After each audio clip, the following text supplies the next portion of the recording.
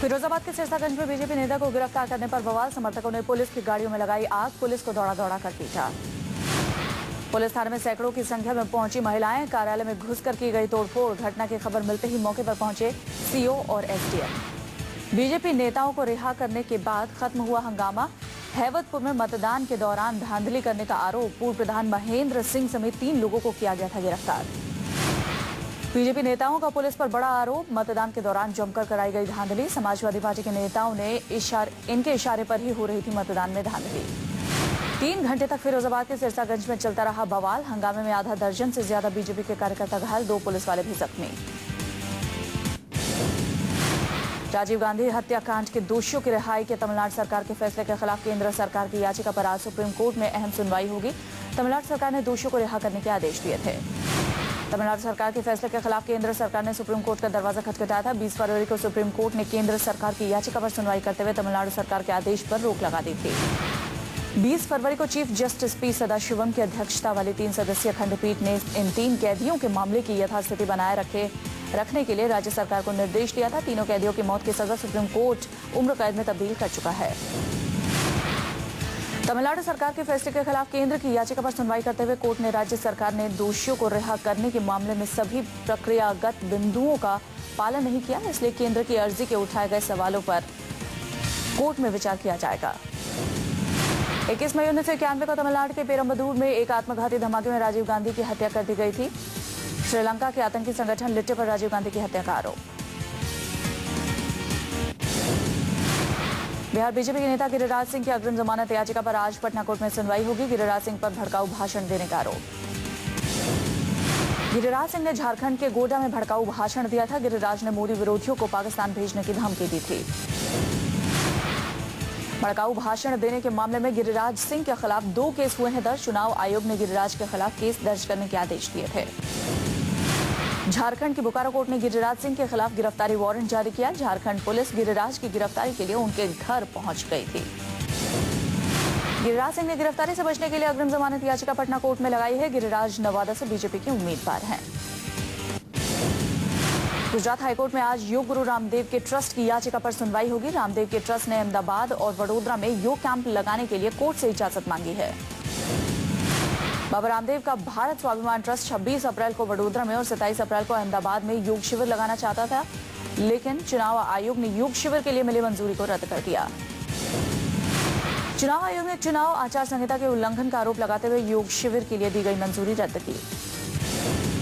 कांग्रेस ने चुनाव आयोग से बाबा रामदेव के योग शिविर को रोकने की मांग की थी। कांग्रेस का आरोप है कि रामदेव योग शिविर के जरिए बीजेपी का चुनाव प्रचार कर रहे हैं। चुनाव आयोग की रोक के खिलाफ रामदेव के ट्रस्ट ने कोर्ट में याचिका दायर की है। याचिका पर कोर्ट ने राज्य सरकार, चुनाव आयोग और स्थानीय पुलिस से जवाब मांगा है। मोदी की आय में जबरदस्त इजाफा, 14 दिनों में बढ़े 14 लाख रुपए। वडोदरा में हलफनामे में 1 करोड़ 51 लाख का जिक्र। काशी में 1 करोड़ 65 लाख की संपत्ति।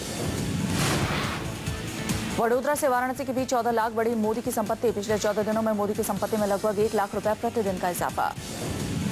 9 अप्रैल को वडोदरा में दिए हलफनामे में उनकी कुल संपत्ति 1 करोड़ 51 लाख रुपए दर्ज की गई, जबकि वाराणसी के हलफनामे में मोदी की कुल संपत्ति 1 करोड़ 65 लाख 91,482 रुपए। पिछले 14 दिन में मोदी की चल संपत्ति में जबरदस्त इजाफा। कांग्रेस ने मोदी के हलफनामे पर उठाए सवाल, पूछा मोदी के पास कहां से आए 14 दिन में 14 लाख रुपए।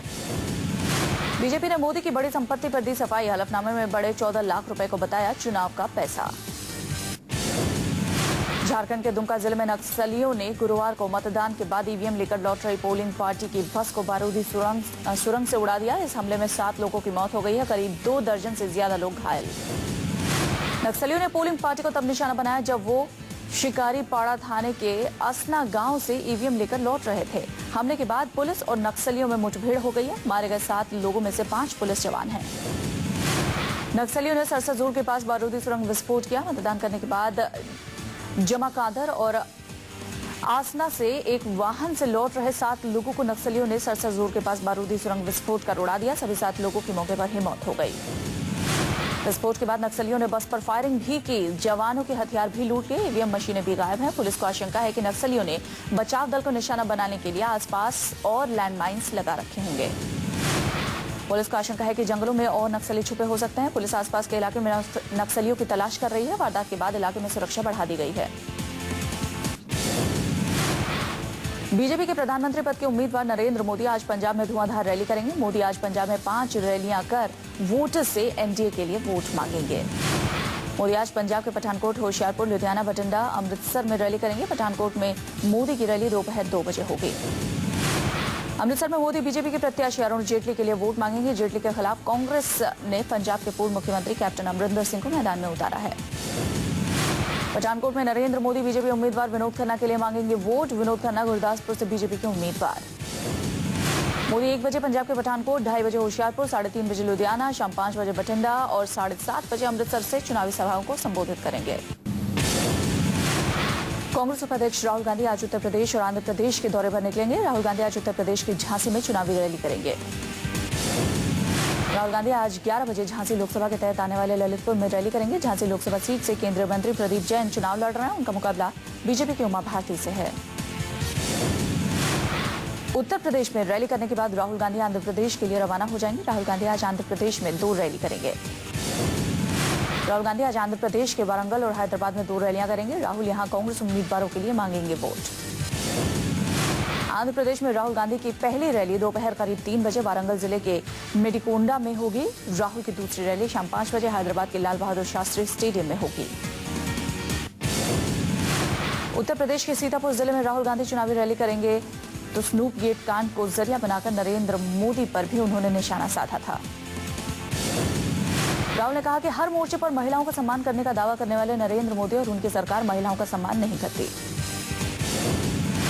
राहुल ने आरोप लगाया कि मोदी की सरकार महिलाओं के फोन सुनती है। राहुल गांधी से पहले इसी मुद्दे पर प्रियंका गांधी वाड्रा ने भी मोदी पर निशाना बनाया था।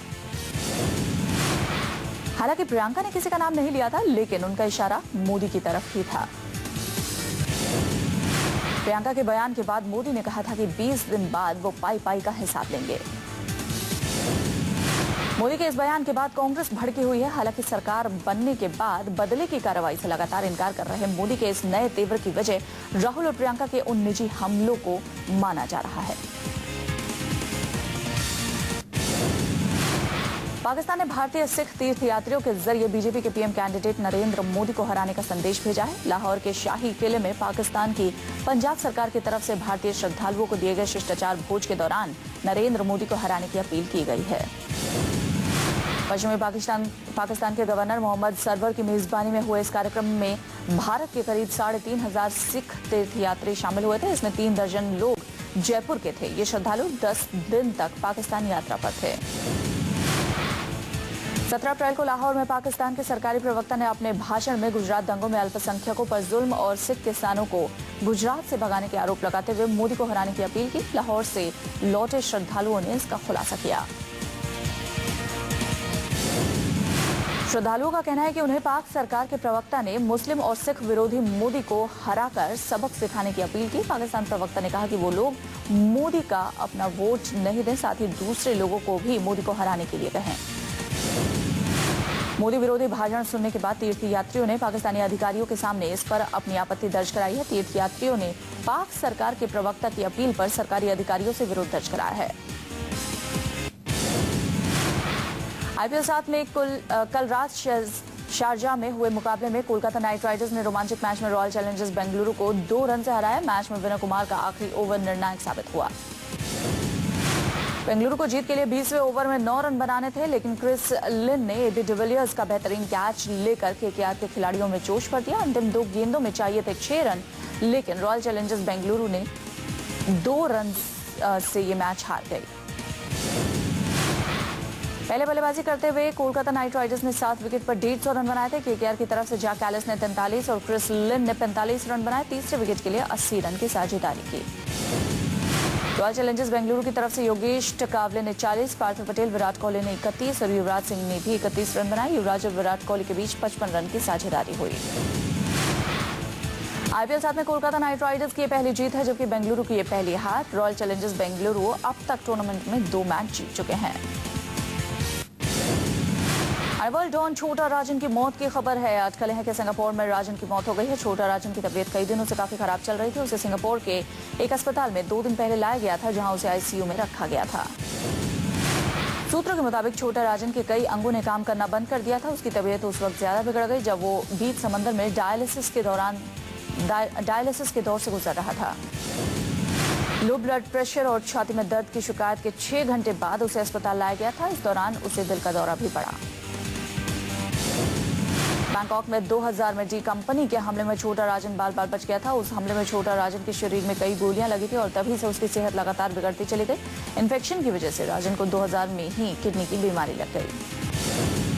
बैंकॉक में अधिकारियों द्वारा भारत को सौंपे जाने के डर से उसने सही तरह से अपना इलाज भी नहीं करवाया था। छोटा राजन की भारत को कई मामलों में तलाश थी। गुवाहाटी में वोट डालने के बाद पीएम ने मोदी की लहर को मानने से किया इनकार। कहा सिर्फ मीडिया में है बीजेपी की पीएम कैंडिडेट की हवा। कांग्रेस बीजेपी के बदला लेने वाले बयान पर भड़की। कपिल सिब्बल ने पूछा, सच बोलना अगर गलत है तो हम गलत करेंगे। सैफई में यूपी के सीएम अखिलेश यादव ने मोदी के नामांकन के बहाने बोला हमला। कहा मुझे कोई लहर नहीं दिखाई देती। केंद्रीय स्वास्थ्य मंत्री गुलाम नबी आजाद ने मोदी पर साधा निशाना। बोले खुदा गंजे को नाखून ना दे क्योंकि वो अपना सिर छील लेगा। पूर्व केंद्रीय मंत्री मुरली देवरा मोदी के हुए मुरीद। वाराणसी से नामांकन भरने पर दी मोदी को बधाई। लोकसभा चुनाव के छठे चरण में स्वर कोकिला लता मंगेशकर ने डाला वोट। वोट के बाद बोली लता, मैंने अपना वोट डाला, आप भी अपना वोट डालें। लोकसभा के छठे चरण की वोटिंग में दिग्गजों ने डाले वोट। मुंबई में महानायक अमिताभ बच्चन अपने पूरे परिवार के साथ वोट डालने पहुंचे। मुंबई में वोटिंग के लिए घरों से निकले फिल्म स्टार। मुंबई में फिल्म स्टार धर्मेंद्र, बॉबी देओल और भाग्यश्री ने अपना वोट कास्ट किया। लोकसभा चुनाव के रंग में रंगा पूरा बॉलीवुड। किंग खान समेत रणबीर कपूर भी वोट डालने के लिए घर से निकले। सभी लोगों से वोट डालने की अपील की। मथुरा लोकसभा सीट से बीजेपी उम्मीदवार हेमा मालिनी ने भी अपना वोट डाला। वहीं मुंबई में राष्ट्रीय आम पार्टी के नेता राकेश सावंत ने अपना वोट कास्ट किया।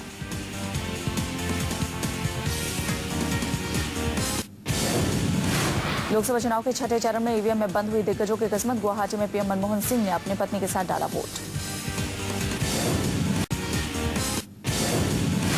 लोकसभा चुनाव के छठे चरण में ईवीएम में बंद हुई दिग्गजों की किस्मत। गुवाहाटी में पीएम मनमोहन सिंह ने अपनी पत्नी के साथ डाला वोट।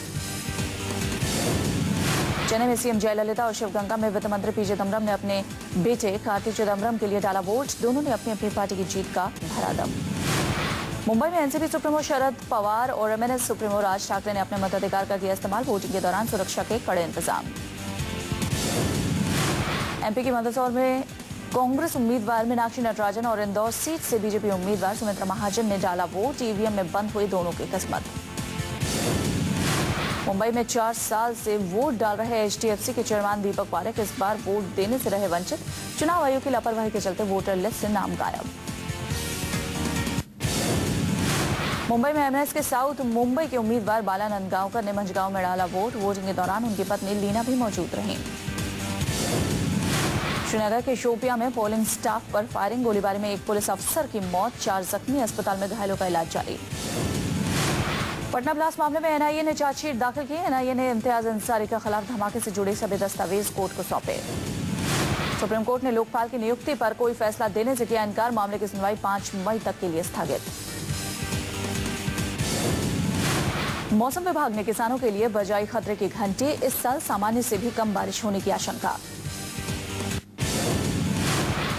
यस बैंक के मुनाफे में 19% की बढ़ोतरी। यस बैंक का मुनाफा 430 करोड़ रुपए तक पहुंचा। 2013 में बैंक का मुनाफा 362.2 करोड़ रुपए था। आरबीआई ने बिल अदायगी व्यवस्था की दिशा में एक और कदम आगे बढ़ाया है। जल्द ही एक ही जगह जमा हो सकेंगे सभी तरह के उपभोक्ता बिल। सार्वजनिक क्षेत्र के बैंकों को नई पूंजी का एक और तोहफा मिलने की उम्मीद है। सरकारी बैंकों को मिलेगी 7,000 करोड़ की अतिरिक्त पूंजी। रेलवे ने मुसाफिरों की सुविधा के लिए एक नया मोबाइल ऐप लॉन्च किया है। नए ऐप से मिलेगी ट्रेन के शेड्यूल से जुड़ी सभी जरूरी जानकारियां। औसत स्टील उत्पादन में भारत ने दुनिया को पछाड़ा। WSA के मुताबिक मार्च में स्टील उत्पादन दुनिया के औसत उत्पादन से ज्यादा रहा।